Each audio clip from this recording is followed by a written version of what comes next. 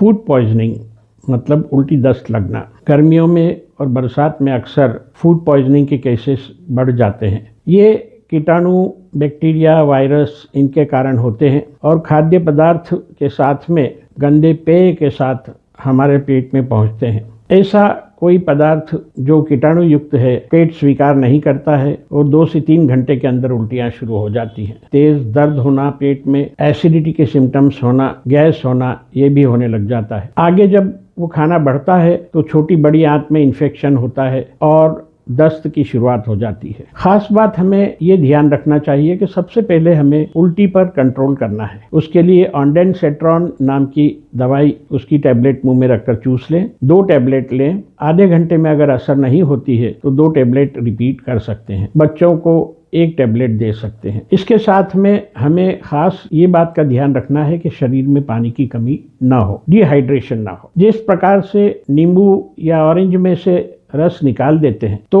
कूचा रह जाता है, इसी प्रकार से हमारे शरीर में से अगर पानी और महत्वपूर्ण एलिमेंट्स निकल गए तो हमारा शरीर डिहाइड्रेटेड हो जाता है। डिहाइड्रेशन के कारण हमें ब्लड प्रेशर लो हो सकता है, एकदम कमजोरी आ सकती है और अगर हमने पानी की कमी, लिक्विड की कमी को रिप्लेस नहीं किया, दूर नहीं किया तो हमें हॉस्पिटलाइज करना पड़ सकता है। इसके लिए पानी में इलेक्ट्रोलाइट्स घोल कर लें, फ्रूट जूस लें, दही लें, नारियल पानी लें और बनाना बहुत अच्छा होता है। केले का शेक बनाकर भी हम ले सकते हैं।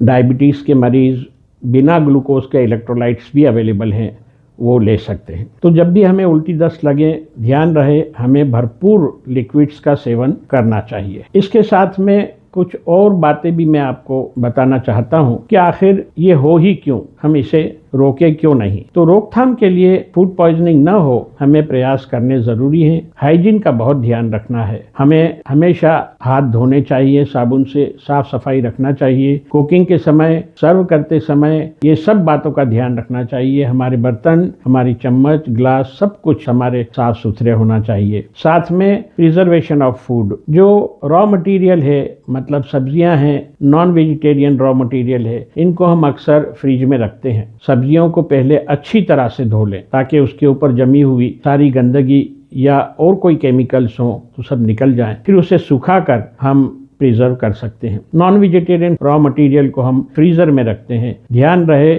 फ्रीजर में रखने के पूर्व उसे बहुत अच्छी तरह से धोएं, थॉरो वॉशिंग करें और उसका सारा पानी निकाल के, निचोड़ के और फिर उसे फ्रीजर में रखें। लंबे समय तक खराब नहीं होता है। खास ध्यान रहे हमारे बच्चों को भी इन सब बातों की ट्रेनिंग छोटी उम्र से दें। साफ सफाई क्या होती है, खाना खाते समय किस प्रकार से खाना चाहिए, गंदगी अवॉइड कैसे कर सकते हैं, हाथ कैसे धो सकते हैं और साथ में खाना खाते समय भी हमें क्या प्रिकॉशंस ले सकते हैं जिससे हमें फूड पॉइजनिंग ना हो। इन सब की ट्रेनिंग हमें बच्चों को शुरू से देते रहना चाहिए। बच्चे बहुत नाजुक होते हैं, बहुत जल्दी इन्फेक्शन उनमें घर कर जाता है और अक्सर छोटे बच्चों में एक रोटा वायरस डायरिया का लिए जिम्मेदार होता है। तो रोटा वायरस के वजह से आजकल टीके रेगुलर लगते हैं। ध्यान रहे पीने के पानी का सेवन जहाँ भी करें वहाँ पहले ये इंश्योर करें कि वो पानी फिल्टर्ड है, बैक्टीरिया युक्त नहीं है और साथ में हमारे घरों में भी फिल्टर इसेंशियली लगाएं। धन्यवाद।